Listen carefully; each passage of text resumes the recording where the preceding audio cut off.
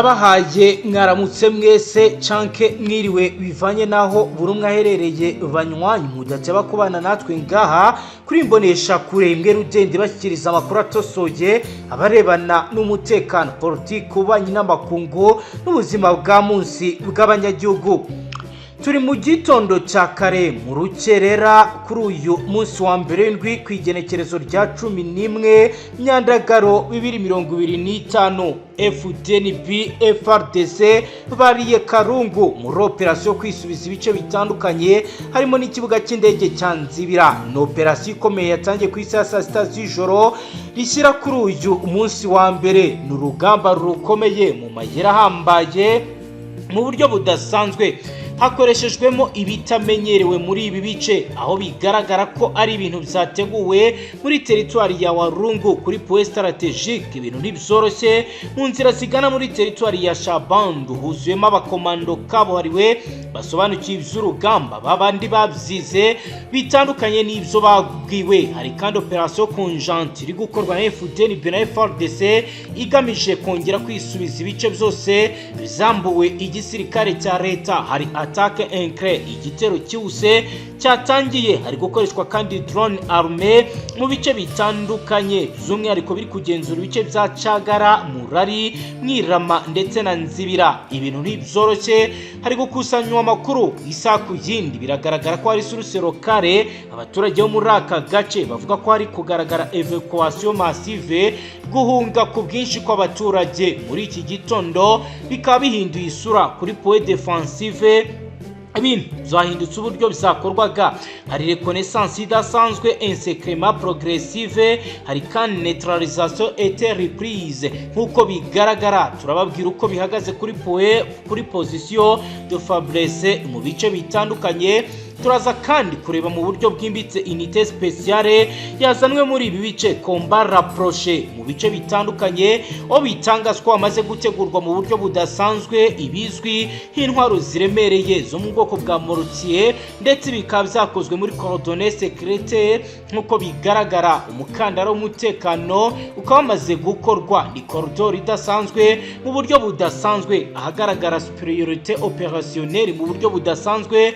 Turaza kandi kwabwira piste en raterite muri ibi bice. Turaza kandi kureberamo uko bihagaze mu bice bitandukanye. Nubwo rero abaturage benshi bagaragaza ko ku mirongo y'imbere y'urugamba bitoroshye, biravuga ko ari affecté disafise ingaruka zo kuba bakumira biri kugenda biboneka. Reka rero turebere hamwe kandi bikubiye muri raporo ikomeye contexte opérationnel kwigenekerezo rya karindwi. Nkuko bigaragara muri attaque coordonnée, bikaba bigaragara ko hari secteurs zikomeye ziri kuberamo récupération, enseignement et neutralisation, déploiement des forces. Harimo rero amatsinda atandukanye. Banywanyi muze turebera hamwe ibiri kuba.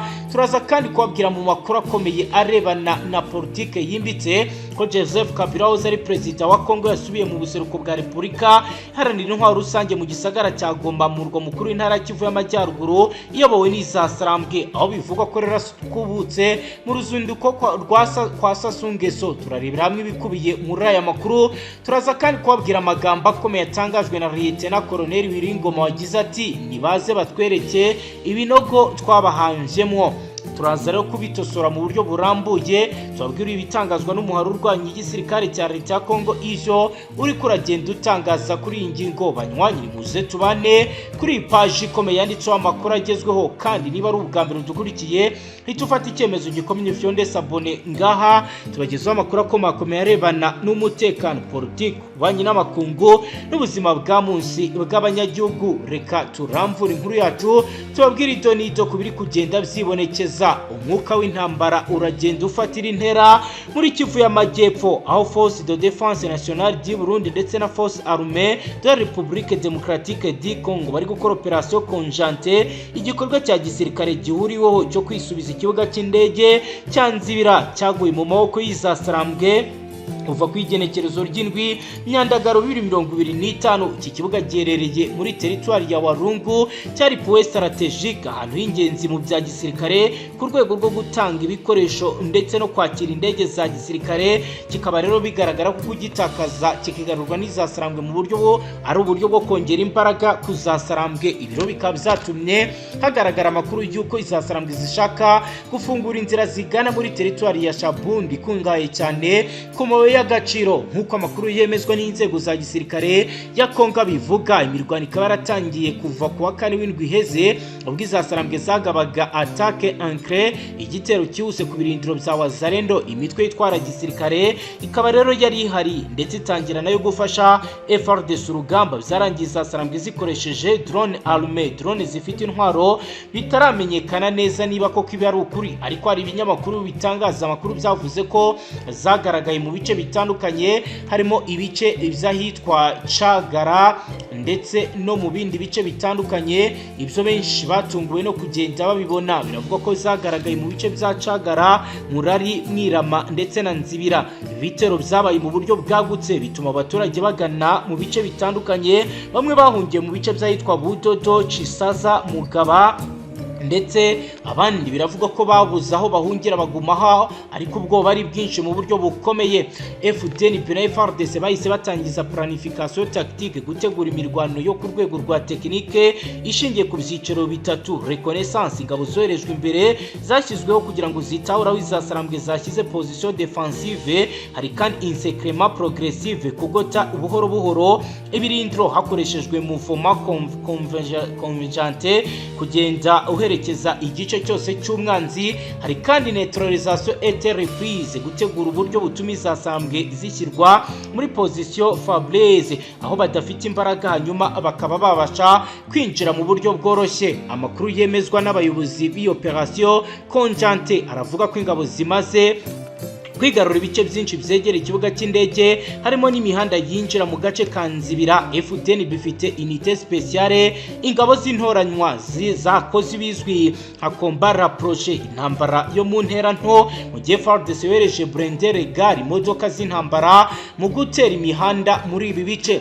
Ku ikubitiro FDN isizanyura ubunararibonye mu bikorwa byo kugota ahantu hifashishwe coordonnées sécurité, umukandara w'umutekano, corridor sécurité, umukandara w'umutekano n'ubushobozi bwo kugenzura imihanda y'igishyamba. FDNP ku rundi ruhande yazanye imbaraga n'ibikoresho bikomeye bya gisirikare, harimo mortier, imbunda za mortier ndetse n'into za reconnaissance aérienne z'ubutasi bwo mu kirere zikaba zamaze kuzanwa. Nkuko rero umwe mu basirikare bakuru ba FARDC amaze kubitangaza, agize ati mu butumwa rungitse mu rubuga rwa WhatsApp ruhuriramo intwazanga, bagize ati kwisubiza ikibuga cy'indege ni uguca amayeri y'ingenzi y'izasarambwe mu majyepfo. Ubu ni amaboko yacu no tugomba kuyashyira, ariko dufite superiorité opérationnelle, ubushobozi bwo kurusha mu bikorwa, ku buryo mu minsi mike tuzaba tukisubije. Iki kibuga gifite piste latérite, runway y'igitaka ishobora kwakira indege nto za gisirikare, kikaba rero kiri ahantu heza ho kwakira ibikoresho biva mu bice bitandukanye harimo na Uvira. Ariko se abaturage bahagaze bate? Ni igiki bavuga nyuma y'uko rinye y'urugamba ahangaha yamaze gucurama mu midugudu yitwa Kaniro, ahitwa Ihombo? Abenshi bahisemo guhunga mbere y'uko ibintu byongera kuba bibi cyane. Abasigaye bakomeje kuvuga ko hari bombarde ishobora kuza kwibasira ibice mu masaha ari imbere. Ubuyobozi bw'umuryango wita ku mbabare muri ibi bice wa Walungu yavuze ko nubwo ibikorwa bya gisirikare ari ingenzi, bagomba kwibuka abaturage, kuko rero nibo babona ingaruka zikomeye z'iyi mirwano mu buryo budasanzwe. Nkuko rero bakomeje kugenda babitangaza, baravuga kandi ntibatinya kugaragaza ko bakeneye ko ibibazo byose biriho byarangira, umuturage akongera akaryama agasinzira, ubuzima bukongera bukagenda neza. Kugeza ubu rero baravuga ko abahunze nabo bari kubaho mu buzima bubi cyane, yewe ntabyo bafite byibanze bibafasha mu buzima bwa munsi, aho batangaza ko bari kugorwa bikomeye no kubaho mu gihe bari basanzwe bari mu bice byabo batekanye, barya bagasigaza. Ariko kuri ubu ibi byose bikaba bisa naho byamaze kuba bizahagarara burundu, kandi mu buryo budafite uburyo ki bugomba kuba bwahagarara mu buryo bufatika. Birakomeza kugenda bigaragara kandi biravugwa ko ibiri kugenda biba byose ari ibintu biri kugira ingaruka zikomeye ku baturage ku giti gira intangere. Nkuko rero benshi bakomeje kugenda babivuga, amakuru ari guturuka muri bice aragaragaza ko uretse kwisubiza iki kibuga cy'indege FDNB na FARDC bayifuza, bagomba gukurikirana izasarangwe kugera mu bice bigaruriye bakayigiza ku ntera ndende uvuye Shabundu cyangwa se bagafungura inzira zahitwa Ruputu Kisangani. Abasirikare bakuru bavuga ko iyo operasiyo izatanga effecte bisafise ingaruka zo gukumira mu bindi bice aba barwanyi. Ni mu gihe kandi bigaragara ko urugamba rukomeye ruri kugenda rugaragara. Nkuko rero bigaragara muri raporo ikomeye yamaze kuba yashyikirizwa GD, biragaragara ko ibintu bitameze neza. Biravuga ko FDNB na FARDC ishyiraho plan d'opération conjointe igamije ibintu bitatu. Iby'ingenzi ni récupération, kwisubiza ikibuga cy'indege cya Nzibira insekrema kugo kizasanzwe mu bice byegereye ahanga kugira ngo badashobora kuvaho bari. Hari kandi neutralisation, ibikorwa bya Sarambwe bigana mu marembo ya Shabandu. Ni mu gihe kandi bivuga ko FARDC na FDNB bari kugenda bongera abasirikare mu bice bitandukanye mu rwego rwo kwitegura ibidasanzwe. Amakuru ariko aradushyikira avuga ko FDNB yazanye unité intervention rapide, amatsinda yihuta ndetse na force spéciale, ingabo z'intoranywa zishinzwe combat rapproché, intambara yose kandi muri section de reconnaissance ikaba nayo itibagiwe kuko bazanye itsinda rishinzwe ubutasi. Biravugwa kandi biremezwa ko FARDC yazanye batayo Blindé Regard, batayo ifite ibimodoka by'intambara byoroheje, kompanyi antirari, amatsinda y'imbunda za moroteri ndetse na element gene militaire, ingabo zirwanira ku butaka. Biravugwa kandi biragaragara ko ari kugenda hagaragara ibidasanzwe, aho bivugwa ko bazanye abasirikare barenga 1000 muri bice barwanira ku butaka n'abandi bagera kuri 400 bafite ibikoresho by'imbunda z'imisada izasarambwe. Ziravuga ko amatsinda ari hagati ya 400 na 600 yihuta afite drone arme, lancer roquette multiple, imbunda zirasa ibisasu byinshi cyarimwe, arme regard, imbunda nto na basinepers. Ibirindiro byabo biri ku mpande zombi z'iki kibuga, bikaba bikozwe mu buryo bwa tranché, imyobo mbi ndetse na position fortifiée, ndetse ibi bikaba bikomeje kugenda biba. Hari kandi situation tactique actuelle de position des forces FDNB iri ku murongo mu majyepfo y'ikibuga Axi Kankongoro Kitamba. FARDC iri ku murongo wo mu majyaruguru Axe Kikaniro Ihanga. Coordination interforce, imikorere ihuriweho iri gukorwa binyuzwe kuri poste de commandement conjointe, ahantu harikomeje kugenda hagaragara uruhererekane uherereye mwenga. Nkuko bigaragara FDNB yakoze mouvement de contournement, inzira yo kugota umwanzi uturutse inyuma bakoresheje inzira z'ishyamba, mu gihe FARDC ikomeje avance frontière, iterambere rituruka ku mirongo y'imbere y'urugamba. Hari kandi menace et opportunité.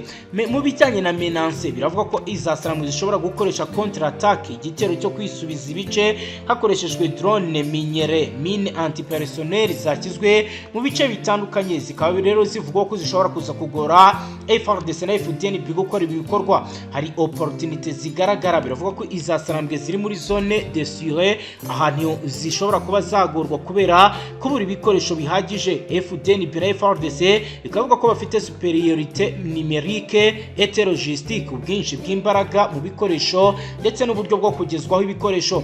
Mu bijyanye na evaluation, igihe izasarambwe zitari kwakira ubufasha bwayo, hari amahirwe menshi ko FDNB na FARDC bashobora kuza kwisubiza iki kibuga cy'indege cya Nzibira n'ikirere mu minsi itarenze 5. Niba rero linye approvisionnement, inzira zose zishobora kuba zabafasha zafunguka.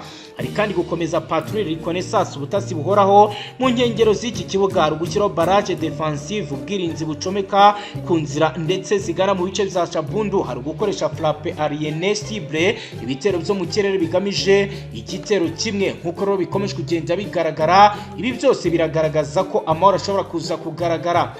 Hagati aho Wiringoma yavuye mu gacwerere agira ibyo atangaza. umuhari w'izasarambwe urwanya ubutegetsi bw'igisirikare ca Kongo urwanira mu kure y'ivyo abarwanyi bawo bagirizwa urahakana ivyo abarwanyi bawo bagiriza byose bifishe aho bihure bivuga ko bishe abasivili mu bice biherereye mu ntara y'Kivu y'Amajyaruguru n'iy'Amajyepfo bagenzura. Wiringoma umuvugizi w'igisoda cy'izasarambwe yabwira radio mpuzamahanga BBC ko ivyo bagirizwa ari amajambo yo kurondera yo kurondera kubacafuza akwirakwizwa na leta ya Kongo hamwe n'imirwi ikorana nayo. Ni nyuma y'uko igisirikare ca Kongo FARDC cagiriza inyeshyamba z'izasarambwe ko zisha abasivili baharurwa muri mirongo mu ntara ya Kivu y'Amajyepfo. Igisirikare ca Kongo cagirizwa izasarambwe kuwa mbere kwinyeshyamba zayo zagandaguye abasivili 80 mu kigwati ca Nyabarongo cogera kinjiza ingufu abana mu gisirikare cayo. Nkuko bigaragara nta ruhande rwigenga rurashobora guhinyuza ibi birego.